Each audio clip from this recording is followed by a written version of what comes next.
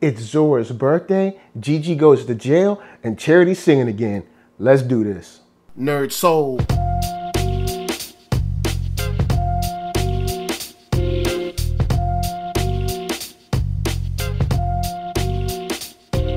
Late Ill Kid at OneYoungsta, holding it down, bringing you the StreetGeek and NERDSoul. What is up, my people, today? Oh yeah, coming with another wonderful episode of On Screen. We got a wonderful family, God-fearing folk. They go to church like day. Everybody knows their name. They're basically royalty in their town, and we're talking about Greenleaf. And I ain't gonna waste your time. I got a real good question for all y'all. Where did Grace get her law degree? Did I forget? Did I miss that? In one of did you miss that? Okay, they decided to pick up someone's case on the defense fund. I'm cool with that. You cool with that? That's what the defense fund is for, to defend. But why does it seem like Grace is playing the role that a lawyer would be playing in this show? How did she get the evidence from the crime scene? I mean, this is a serious situation. This is a homicide, B. Where'd she get this from? Okay, you know what? Say she got the lawyer and the lawyer gave her the files. Now all of a sudden, old girl going to the prison and speaking to the DA. Okay, am I tripping? Like, maybe, you know what? I watch a lot of stuff. I read a lot of comics. You know, I might have missed a scene. Let me know in the comments. Maybe there was a scene where she was like, oh, by the way, y'all, I'm a lawyer on top of being a pastor. Maybe I missed that.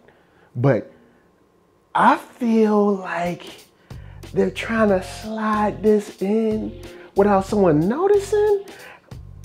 And it seems like some very creative writing when it comes to someone like Gigi being able to have all this evidence and going to see not the victim, I guess the victim and also the antagonist at the same time, whatever, you know, the perpetrator and victim, then the same people sometimes, and going to see this girl. And, you know, of course, the DA said it himself. Maybe you too close to this. Maybe this, you know, brings back too many memories, which it does.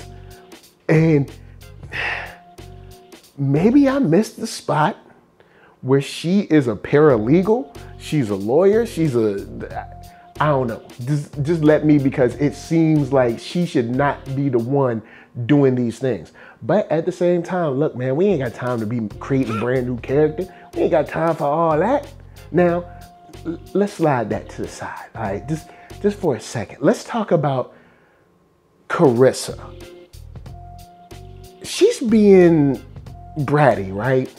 Like, she's really like, I want her home because I want her home, and picking fights for seemingly no reason, right? Like, it does seem like she's kind of jabbing and picking at Jacob for no reason. And we're going to talk about Jacob, but after the break. I want to focus on Carissa. Carissa's been on this whole I want Zora home real hard for a couple of episodes now. And I know, of course, Zora is her baby girl, and, you know, she's at, you know, grandma's house, and, you know, because she was wilding at home. But it seems like Carissa is acting as if Jacob just stole Zora or something and whisked her away without any regard to her when she was there when these decisions were being made. But look, you know, we're trying to catch up before the next show, so slide that to the side. Charity says she was on vacation. All right, let's slide that to the side. I'm just gonna say she ain't on no vacation. Old girl's getting drunk in the house in the middle of the day. That's not vacation. All right, so the last thing I want to touch on before we hit the break is Sophia and her breakdown in the bathroom.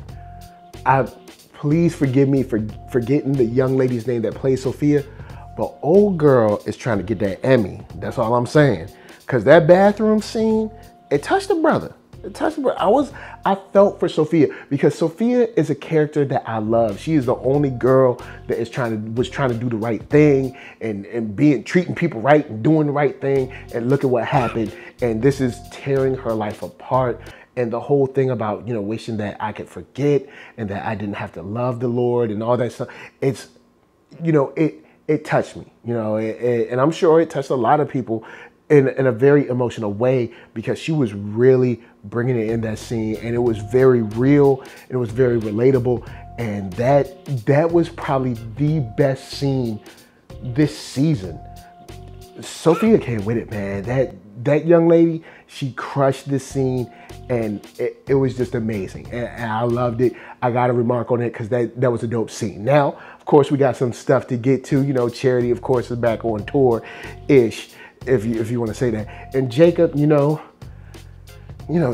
he trying, man. He trying. But first, Cure Brand is going to help us pay them bills.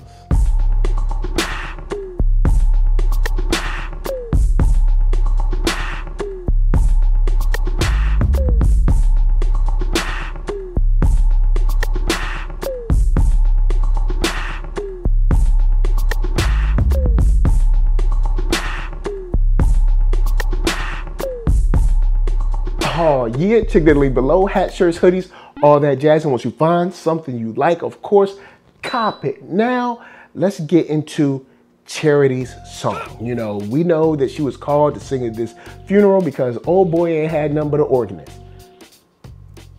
But here's how I'm looking at Charity. This could be her opportunity to not only minister to other people, but through her ministry to others, through song, through music, through rhythm, also minister to herself. When I was watching her sing, you could see some of that pain being worked out in her. And hopefully this can be something good for her. Hopefully this can be something that helps her heal, that helps her come back to herself. Because, you know, Charity is someone that could be a great force for other folks, if she can just start to heal and repair what's broken with her, what's broken in her, what's broken around her. Now, of course, everything around her cannot always be mended and fixed. You know, Lady May, she's just gonna be self-righteous and bad and, you know, just horrible. But inside of her relationship with Kev, I think she can fix that. And I think this might open that door up to minister to folks that are grieving, that are hurting. Maybe helping them with their hurt can help her hurt. And I hope that happens, because I would like to see Charity and Kevin in some type of positive working relationship where they can both be healthy.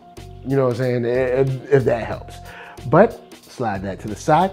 I do want to talk about Jacob. This is the last thing I want to touch on.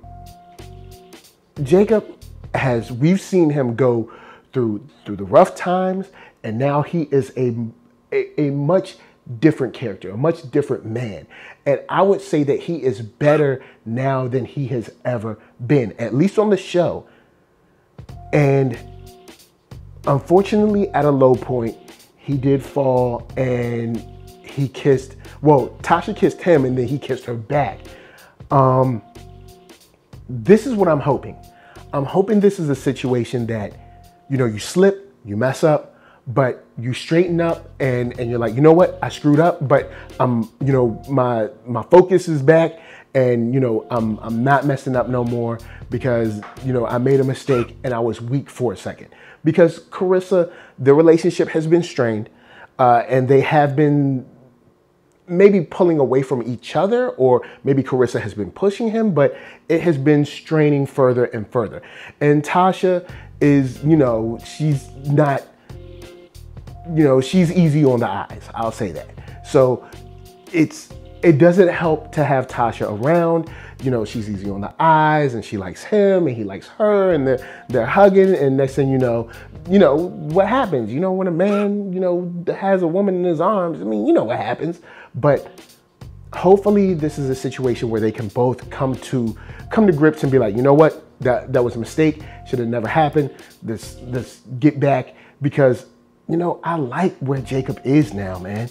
Jacob cares, and Jacob is doing doing a darn good job of being a pastor, of looking out for the homeless people, looking out for the kids, trying to do something real. Instead of having a church that's focused on just being seen and being about money, he's really trying to do something for the people. So I don't want to see a man like that fall. You know, whenever someone's really honestly, genuinely trying to do something for the people, I'm always down for that. So hopefully, this is not the end for Jacob. Hopefully Jacob will, you know, recognize that, hey, we all slip sometimes, but I slipped and I'm back on solid ground and I'm cool.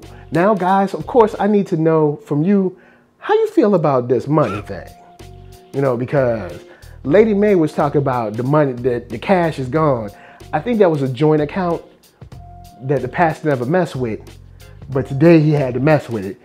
Also, how do you feel about the whole thing about where this venue is going to be held? That tug of war between them two. Also, how do you feel about that grand escape with Zora? Holla at me. I'm gonna holla at you. Down in them comments, let's talk Greenleaf. Show is getting good. Besides the whole lawyer thing with Gigi, the show is getting good. I still fear for Zora. I hope that she ends up safe, but I feel like she won't. Jacob, just, man, come on, man. Represent for the fellas, man. Come back. So, for a bounce, I'm going to tell you guys to hit up ThatNERDSoul.com. That's right. Check me out right there. All my videos from the oldest, newest, latest, greatest, and all that. Then hit up shop.ThatNERDSoul.com and pick yourself up a t-shirt player. Don't forget to get one for them playettes. Then come back here, like, comment, subscribe, and share that NERDSoul. That's right. There's no better way that I can show people that you like what you are watching. So, LA, what up? VA, what up? RVA, you got my heart. And please be good to yourselves. Please be good to each other. And remember, whenever you are in a room alone with a young lady like Tasha, just keep your guard up, man. Just keep your guard up, because you just never know. Peace.